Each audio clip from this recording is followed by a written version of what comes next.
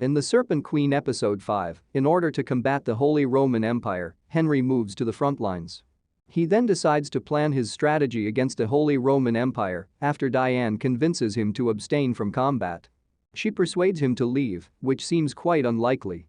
Henry appoints Catherine as regent because he is going to the front and she is in charge of running the country while he is away.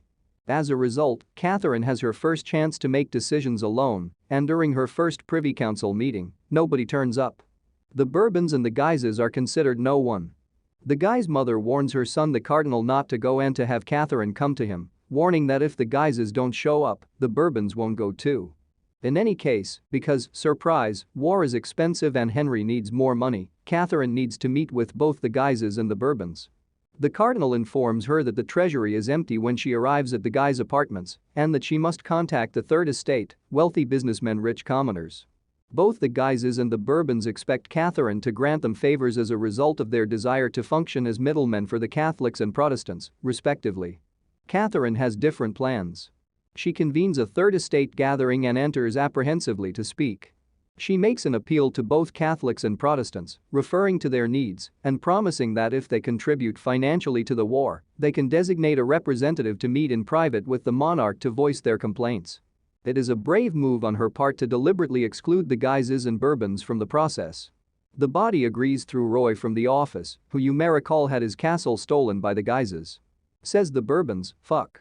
And while Louis, the main Bourbon, is doing a terrific job, let's not overlook Antoine, whose facial expressions really carried this show. Antoine is acting it out for comic effect, and I am watching and enjoying it. In my opinion, they are essentially the Laurel and Hardy of the 16th century French court. Henry, on the other hand, had been with Diane and François Guise in a tent during the war. After devising a clever plan, Diane persuades Henry not to participate in the battle, and when François returns as a victor, Henry is left with a poor impression. François receives roses from a child.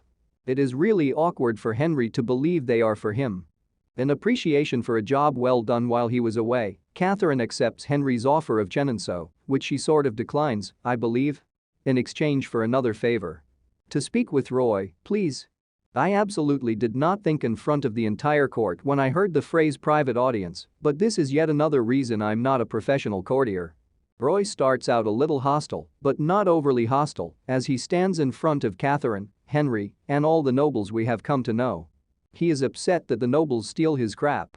That's reasonable because I would also find that upsetting. Then he goes a little beyond and threatens to put their heads on spikes if they don't stop oppressing people who aren't noble. The notion that someone would approach a monarch and make this statement. Not long after this, an English printer printed a leaflet advising Elizabeth I not to wed a foreign prince and to have his hand amputated instead. As Roy is bleeding on the ground, she asks Henry for forgiveness right away, and he replies, "You've forgiven, and what?" This entire thing feels dreamlike. It happened, and I can't believe it. Diane de Poitiers did not simply slice the throat of an extremely wealthy man in front of the entire court and escape punishment. What was the bourgeoisie going to do unless she did, and it was hushed up, but why? Have a revolution of some kind? That doesn't sound French at all.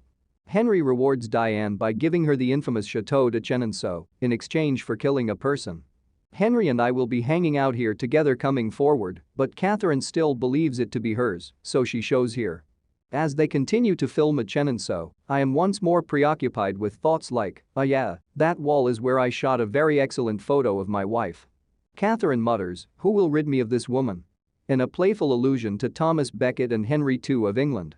Rahima agrees to check through Mary, Queen of Scots' apartments in the present, to find letters between Catherine and Elizabeth. Mary's room is visited by one of Catherine's ladies in waiting after that. And for that reason, you should never do Catherine de' Medici a favor.